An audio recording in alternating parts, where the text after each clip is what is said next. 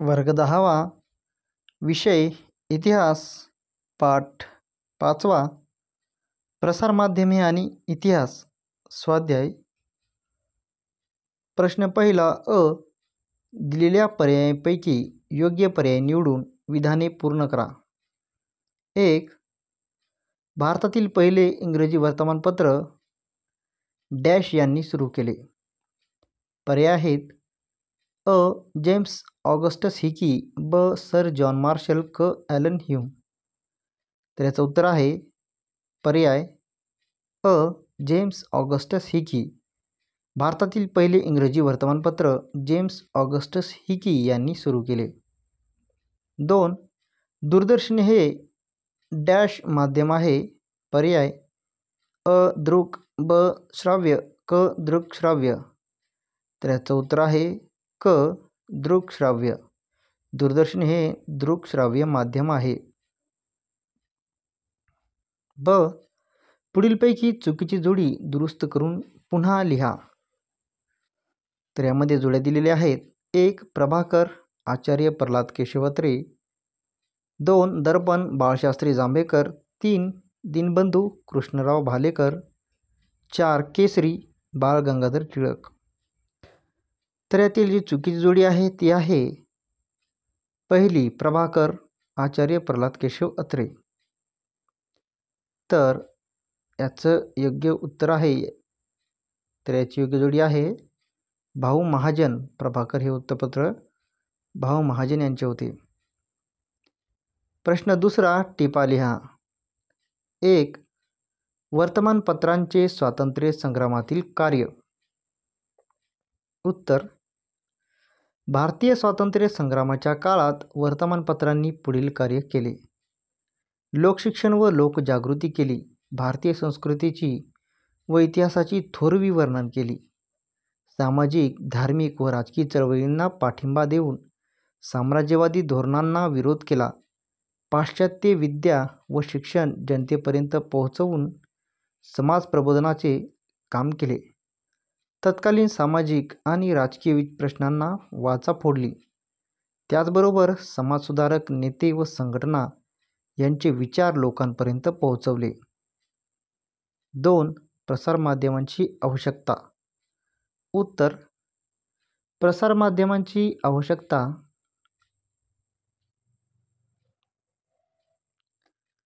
तर यावर आपल्याला अशी टिप लिहिता येईल. प्रसारमाध्यमांची पुढील कारणांसाठी आवश्यकता असते. प्रसारमाध्यमामुळे जग अधिक जवळ आले आहे, कारण त्यामुळे माहिती क्षणार्धात जगाच्या एका टोकापासून दुसऱ्या टोकापर्यंत पोहोचते. माहितीचा मुक्त प्रवाह समाजात पोहोचवण्यासाठी प्रसारमाध्यमांची गरज असते. प्रसारमाध्यमांमुळे लोकांना घटना प्रत्यक्षात पाहायला मिळतात. माहितीची देवाणघेवाण होते. अद्ययावत ज्ञानाचा प्रसार होतो. प्रसारमाध्यमांद्वारे मनोरंजन होते. तसेच शैक्षणिक व्यावसायिक प्रगतीसाठी आवश्यक असलेली माहिती ग्रामीण व दुर्गम भागापर्यंत पोहोचवली जाते. प्रसारमाध्यमांमुळे लोकशाही अधिक सुदृढ होण्यास मदत होते. म्हणून प्रसारमाध्यमे फार महत्त्वपूर्ण आहेत. 3. प्रसारमाध्यमांशी संबंधित व्यावसायिक क्षेत्रे. उत्तर. मुद्रित माध्यमे, इलेक्ट्रॉनिक माध्यमे आणि नवमाध्यमे या माध्यमांशी संबंधित अनेक व्यावसायिक क्षेत्रे असतात. वृत्तपत्रांत अग्रलेख, विविध सदरे, लेख लिहिणारे लेखक, संपादक हवे असतात. बातम्या जमा करणारे वार्ताहर, तंत्रज्ञ या सर्वांची गरज असते. इलेक्ट्रॉनिक माध्यमातही कार्यक्रम सादर करणारे कलाकार, तंत्रज्ञ, निवेदक इत्यादींची गरज असते. या सर्व माध्यमांतून सादर केले जाणारे लेख, कार्यक्रम, चर्चा या इतिहासाशी संबंधित असल्यास इतिहासतज्ज्ञांचीही गरज असते. प्रश्न तिसरा. पुढील विधाने सहकारण स्पष्ट करा. प्रसारमाध्यमांद्वारे मिळणाऱ्या माहितीचे चिकित्सक आकलन करून घ्यावे लागते. उत्तर. प्रसारमाध्यमांद्वारे आपल्यासमोर येणारी माहिती वास्तवाला धरून असेलच असे नसते. ही माहिती देणाऱ्या प्रसारमाध्यमांचे हेतू सरकारी धोरण, सामाजिक परिस्थिती अशा अनेक बाजू विचारात घेणे आवश्यक असते. प्रसारमाध्यमांचे पूर्वग्रह दृष्टिकोन हेही त्या माहितीत दडलेले असतात. जर्मनीतील स्टर्न साप्ताहिकाने हिटलरने लिहिलेल्या रोजनिशा प्रसिद्ध केल्या. पुढे ती हस्तलिखिते बनावट असल्याचे सिद्ध झाले. म्हणून प्रसारमाध्यमांद्वारे मिळणाऱ्या माहितीचे चिकित्सक आकलन करून घ्यावे लागते. 2. वर्तमानपत्रांना इतिहास या विषयाची गरज पडते. उत्तर: एखाद्या बातमीचा सविस्तर आढावा घेताना वर्तमानपत्रांना तिचा भूतकाळ शोधावाच लागतो. दिनविशेषासारखी सदरे देतानाही पूर्वीच्या घटना माहीत करून घ्याव्या लागतात. वर्तमानपत्रात काही सदरे अशी असतात की ती इतिहासावरच आधारलेली असतात. अशा सदरातून भूतकाळातील आर्थिक, सामाजिक, राजकीय घटना समजतात. वृत्तपत्रे भूतकाळातील घटना, युद्धे, नेते आदींची शताब्दी वा 50 ते 75 वर्षे पूर्ण झाल्यानिमित्ताने लेख वा विशेष पुरवण्या काढतात. अशावेळी संबंधित घटनेचा भूतकाळ अभ्यासावा लागतो. म्हणून वर्तमानपत्रांना इतिहास या विषयाची गरज पडते. 3. सर्व प्रसारमाध्यमांत दूरदर्शन अतिशय लोकप्रिय माध्यम आहे. उत्तर: दूरदर्शन हे दृकश्राव्य माध्यम असल्याने ऐकत असलेल्या माहितीबरोबरच त्यासंबंधीची चलचित्रे प्रेक्षकांना प्रत्यक्ष पाहायला मिळतात. दूरदर्शन म्हणजे मनोरंजनाचा खजिनाच होय. सामाजिक समस्या, शैक्षणिक, आर्थिक चर्चा, राजकीय घडामोडी, चित्रपट, खेळ अशा जगातील सर्व घडामोडी दूरदर्शनच्या छोट्या पडद्यावर घरच्या घरी बसून पाहायला मिळतात.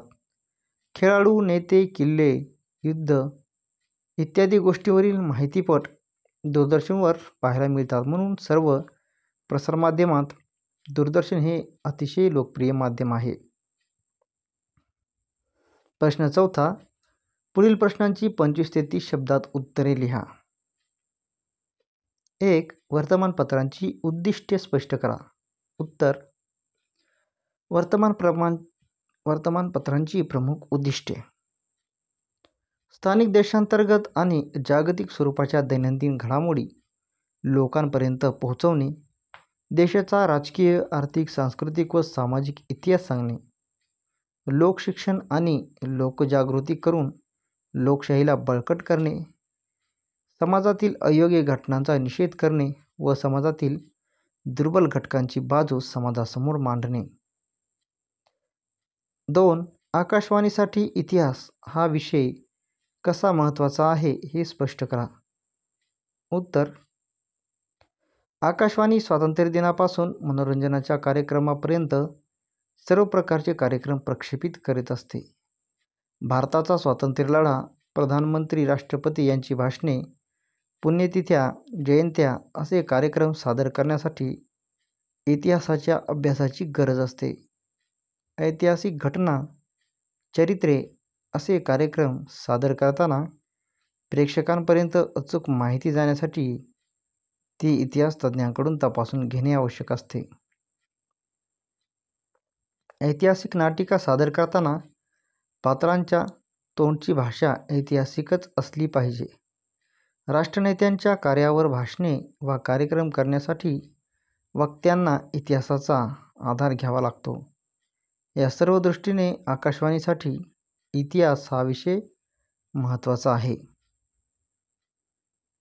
प्रश्न 5. पुढील उताऱ्याचे वाचन करून खालील प्रश्नांची उत्तरे लिहा.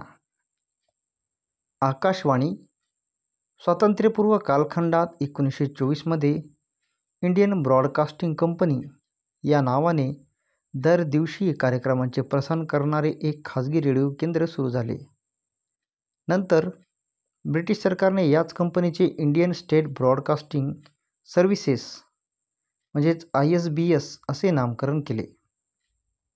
8 जून 1936 रोजी या कंपनीचे नामकरण ऑल इंडिया रेडिओ म्हणजेच AIR असे झाले. भारत स्वतंत्र झाल्यावर AIR भारत सरकारच्या माहिती व प्रसारण खात्याचा एक भाग झाले. शासकीय कार्यक्रम व उपक्रमांची माहिती देणारे अधिकृत केंद्र असे याचे सुरुवातीला स्वरूप होते. ख्यातनाम कवी पंडित नरेंद्र शर्मा यांच्या सूचनेनुसार आकाशवाणी हे नाव दिले गेले. आकाशवाणीतर्फे विविध मनोरंजनपर, प्रबोधनपर व साहित्यिक मूल्य असणारे कार्यक्रम सादर केले जातात. त्याचप्रमाणे शेतकरी, कामगार, युवक आणि स्त्रिया यांच्यासाठी विशेष कार्यक्रम प्रसारित केले जातात. विविध भारती या लोकप्रिय रेडिओ सेवेद्वारे 24 भाषा आणि 146 बोलीभाषांमध्ये कार्यक्रम सुरू झाले.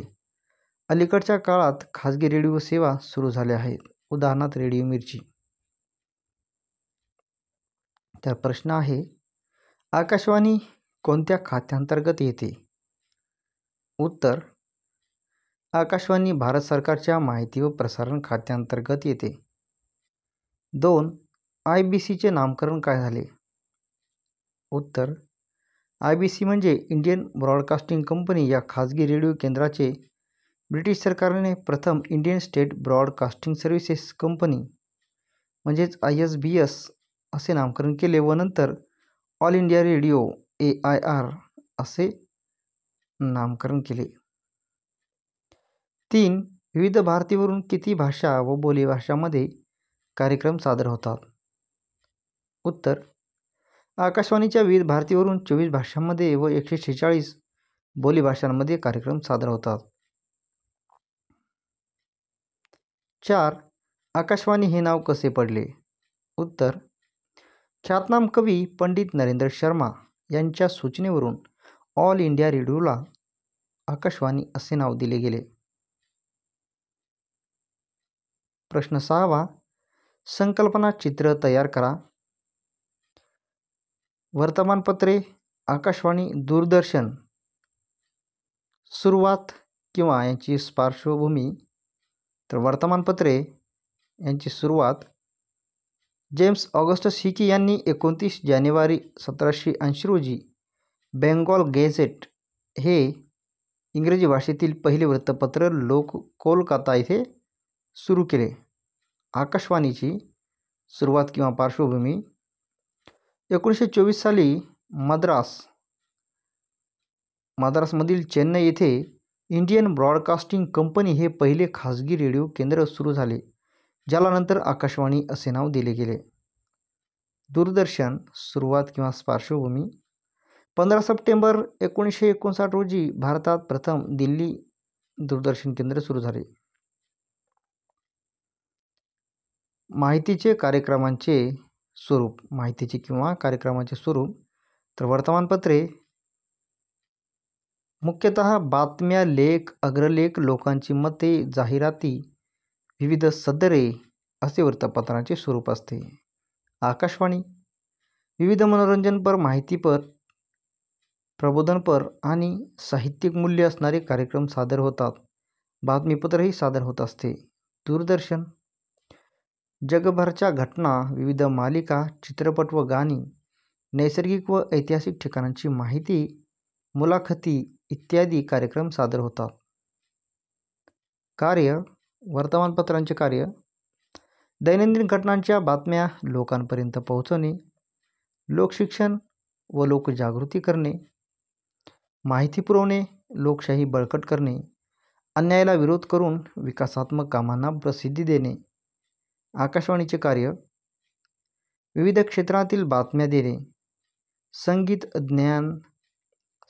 गीत, नाट्यछटा इत्यादी कार्यक्रमांद्वारे मनोरंजन करणे, कार्यक्रमांद्वारे सामाजिक समस्या मांडून लोकशिक्षण व लोकजागृती करणे, व्याख्यानांद्वारे, चर्चेद्वारे पर्यावरण संस्कृती संवर्धनाविषयीचे कार्यक्रम सादर करणे.